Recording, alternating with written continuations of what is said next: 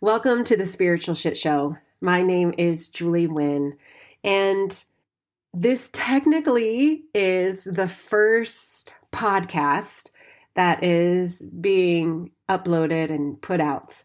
But truth be told, I have been working on this podcast since 2017, and I have so many episodes recorded with friends that I just have never had the courage to put out and or to commit to.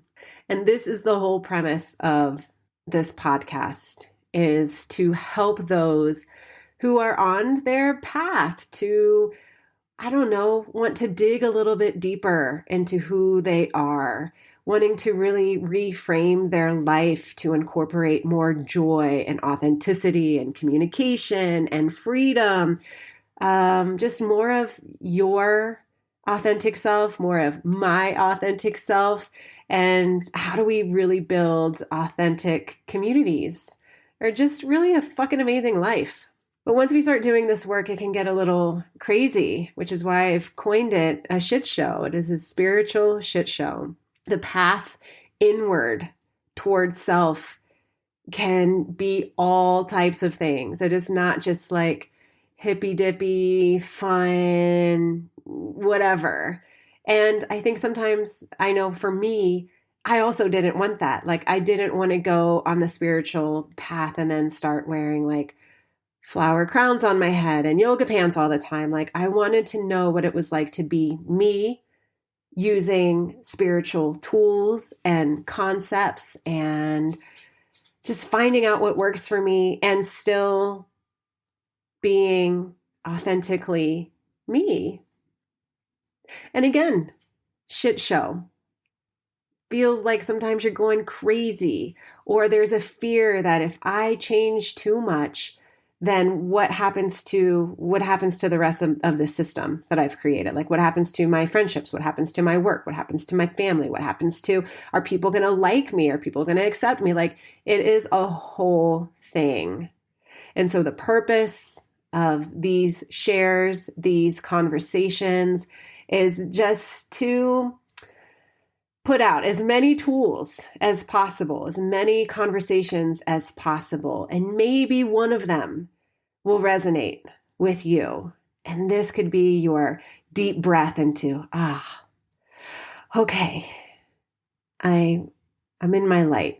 I see my gifts. I can do this. And again, I'll say I have many friends, clients, family members who express an interest, but there's a little bit of fear about what it all is. And also here at Spiritual Shit Show, the goal is to normalize the woo. Like, the breath work can be and sound goofy. Meditation can look goofy. Normalizing and harmonizing your nervous system can feel goofy. Talking about channeling or receiving messages from the guides, all of that stuff can be like, it's a little too woo for me. I totally get it. Totally get it. But if you're here and you're listening, I believe that it's for a reason. And the first offering is to know that whatever works for you works for you. There's been so many times in my life that I've picked up a book and I read it, but I didn't really resonate with it. And then 10 years later, I'm like, oh, I get it. I get it. I get it. And I'm totally into it. And to be honest with you, the first time I took a breath work workshop, it was a 2-day breath work workshop. I hated it. I absolutely hated it. The sounds to me sounded like the sounds from the depths of hell. It was horrible. And now, fast forward 10 years later, I'm teaching breath work. I do breath work every day, and I will go to every sound bath healing event that I can possibly go to. If you don't know what that is, we'll talk about that later. So just first knowing that whatever's resonating with you is resonating with you. No judgment. So if you're interested in doing some more spiritual and self-development work, here are the top 5 things to keep in mind. Number one is just to be open to the process. Stay curious, stay curious, stay curious. Note if you like something, if you don't like something, if something's really resonating with you and you want to practice it. It's really just about curiosity, being open, and breathing into it. If something is making you feel uncomfortable, just notice it. Wow, I really don't really like that at all. Notice it. Because it will come back again where it's like, I really hated that because it was pushing me to XYZ. It was really showing me that, whatever, or I just wasn't ready for that at the time. It wasn't, it was something that was being introduced to me so I could use it at a later time. But the time that it was introduced to me, I wasn't ready for it. I didn't like it. So be open. Just stay open and stay curious. Number two, I would say, is just pay attention to what is calling you. What are you interested in? I could sit here and tell you journaling, like you have to journal every day and you have to meditate or you have to do breath work or you have to do, but maybe you don't like to do that. Maybe you're just not, you don't feel like you're good at meditation. We'll talk about that later. Or you hate journaling. So what else is calling you? You can go to a bookstore and just invite in the perfect book. Start reading. What kind of podcasts do you listen to? What kind of books do you like to read? What are you interested in? So it's remembering that this quote unquote healing of self is really just an awakening to who you are, to who you have always been, who you are before life began to create these programs or belief systems or expectations from family members or school or, religion, whatever. And so this journey is really an opportunity to shed the layers, to keep coming back and meeting yourself almost as if it's like the first time. Like if you're a mother, who you were before you were a mother and who you are now is completely different. So if that is the case, have you reworked your agreements with yourself? Have you looked at really what's important to you and where you want to place your energy? Have you done that type of work? Maybe yes, maybe no.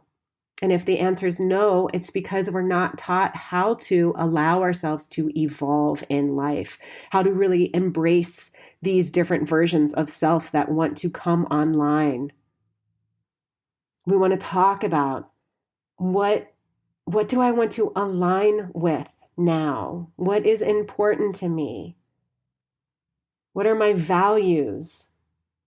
What do I want to create and experience in my life? What are the blocks that are keeping me from that? Is it belief systems? Is it a fear of myself? And all of this is going to give you a starting point.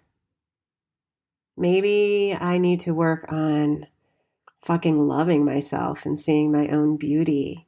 Or maybe, gosh, I used to love the way I felt about in my body, and I want to feel that again. And so maybe part of the healing journey is just remembering the things that used to light you up. And if they still do light you up and you don't do it as much, maybe start again. So number 2 is a big one. We're going to move on to number 3. Number 3 is to be able to identify what excites you. What are these things that you love? Now, all of these offerings can be done. So you can do them writing in a journal, or you can just simply think about them. Just opening space for these ideas to drop in. Noting these things that really light you up. I love a good, healthy meal. I love really having memorable experiences with people. I love going to live concerts. I love feeling free in my body. I love fill in the blanks. What do you love? What lights you up? And what gets you excited? 4th is to be able to name what is important to you. What are your values? And by doing this, for those who have a fear, if I have to do this inner work, that means I'm going to have to touch and deal with these things that I have shoved way deep inside, that I'd prefer it to stay way deep inside and I do not want to look at. Totally fine. So let's start with what's important to you. What do you believe in? I believe in that love transcends all. I believe in healthy communication. I believe in supporting other people. I believe in fill in the blank. So with that, this journey that you're curious about really does start with your ability to start from where you are, honoring who you are, revisiting, acknowledging the things that light you up and that you love. And then coming in at number 5 is, which probably should have been number 1, is easing into this idea that actually there's nothing wrong with you, that there's nothing to heal, that on a grander scope of things, that everything is always working for you in perfect order.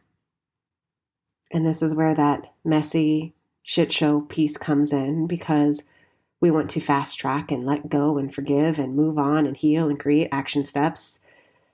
And really, the place to start is seeing the perfection in it all and the perfection of who you are. So we're going to end here. It's a little longer than I expected, but I hope that some of this resonated with you. I kind of hope that some of it also triggered you. This is part of the process, to notice when you're getting triggered and to be able to ask yourself why. But most importantly, I hope that today you can feel, see, recognize, allow yourself to know how much love there is for you and how loved and lovable you are. Till next time.